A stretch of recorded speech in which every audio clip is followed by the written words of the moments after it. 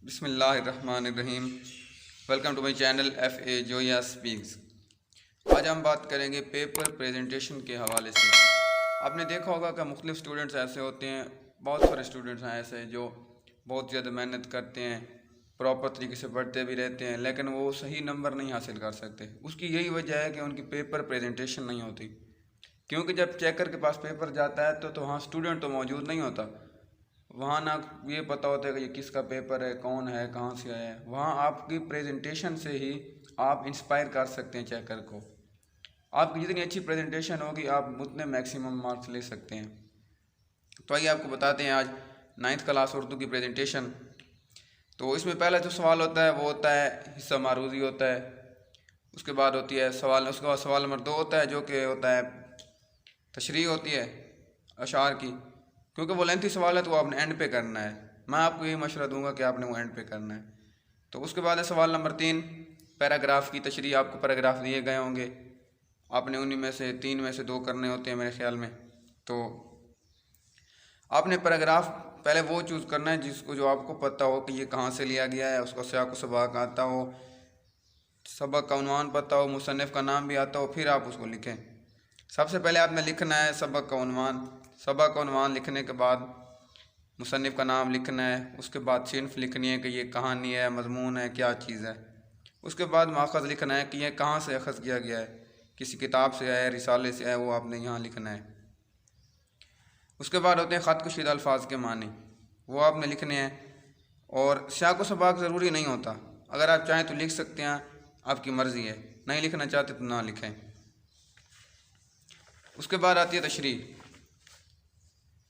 आपने तशरीह लिखनी है। तशरीह में आपने शुरू में पहले लिखना है मुसन्निफ़ का थोड़ा सा तारुफ़ लिख दें कि मुसन्निफ़ कौन है, सारा उसके बारे में आप लिख दें, मुसन्निफ़ के बारे में, और तकरीबन 3-4 लाइन लिख लें। उसके बाद आपने तशरीह करनी है तरतीब से।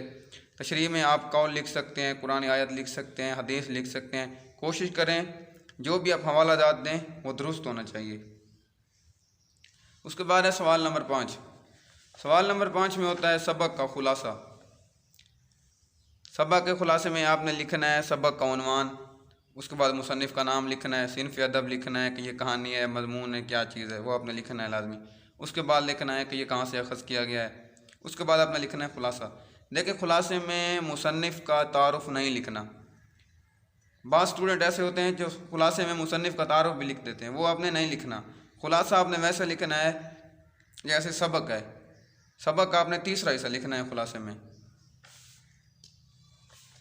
ठीक है। खुलासा तीसरा हिस्सा होता है सबक का। उसके बाद सवाल नंबर 6 नज़म का खुलासा। नज़म का खुलासा होता है, ये भी बहुत आसान सा होता है। इसमें आप नज़म को उन्वान लिखेंगे, फिर उसके बाद शायर का नाम लिखेंगे। शायर का नाम लिखने के बाद आपने लिखना है खुलासा, और इसमें भी आपने शायर का तारुफ़ नहीं लिखना, ठीक है। आप ये नहीं लिख सकते कि अगर नात आ गई तो ये अमीर मीना ये कहते हैं या कोई भी हो, आपने उसका नाम नहीं मेंशन करना यहाँ पे। ये होता है तकरीबन 10-12 लाइनों का होता है शायर का, इसका नज़म का जो खुलासा होता है। और एंड पे अगर आप लिखना चाहें तो इसका माखज़ एंड पे लिख सकते हैं कि यहाँ किस किताब से लिया गया है, ये नज़म कहाँ से ली गई है। उसके बाद होता है सवाल नंबर 7। सवाल नंबर 7 में होता है दरख्वास्त। तो दरख्वास्त में आपने लिखना है बखिदमत जनाब प्रिंसिपल साहब, जो कुछ आपने लिखना है। आप DO को लिख रहे हैं, DO साहब को, जिसको भी आप लिख रहे हैं आप लिख सकते हैं। उसके बाद आपने लिखना है दरख्वास्त का उन्वान। उन्वान लिखने के बाद आपने लिखना है जनाब अली। ये शुरू से और दरमियान में आप किसी जगह पे भी लिख सकते हैं, ठीक है। उसके बाद आप जो लिखना चाहें, आपका जो कंटेंट है वो आप लिख सकते हैं यहाँ पे। उसके बाद अल-आरिज़, फिर यहाँ पे नाम लिख लें तो इसके साइड पे आपने यहाँ पे तारीख़ लिखनी है, अल-आरिज़ नाम, और यहाँ पे आपने तारीख़ लिख देनी है। कोशिश करें दरख्वास्त ही लिखें। और उसके बाद होता है सवाल नंबर 8। उसमें होता है मुकालमा निगारी। तो मुकालमा निगारी आसान होता है, और मेरे ख़्याल में इसके साथ होती है, मुकालमा निगारी के साथ आपकी होती है वो कहानी। तो मुकालमा निगारी लिखें क्योंकि इसमें नंबर ठीक आते हैं। सबसे पहले अपने पास मंजर लिखना है कि ये मुकालमा शुरू कैसे हुआ है, ठीक है। उसके बाद आपने वो नाम मेंशन कर देने हैं मार्कर से, ठीक है। उसके बाद इख्तितामी मंजरनामा है कि जैसे हम आप कि ये कहाँ ख़त्म हो गया है मुकालमा। उसके बाद है सवाल नंबर 9। सवाल नंबर 9 में होती है जुमलों की तकमील। मिसाल के तौर पर चोर की दाढ़ी में तिनका, इसी तरह आप लिख सकते हैं हेडिंग दे के। और इसी तरह जुमलों की तकमील होती है, जुमलों की दुरुस्तगी भी होती है। अगर कोई गलत जुमला हो तो आपने उसको ठीक करना है।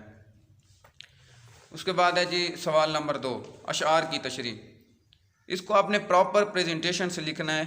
हिस्सा नज़म हो गया, सबसे पहले आपने जुज़ लिखनी है, ठीक है। तशरीह तलब शेर, आप वो शेर लिख दें। नज़म को उन्वान लिख दें, शायर का नाम लिख दें।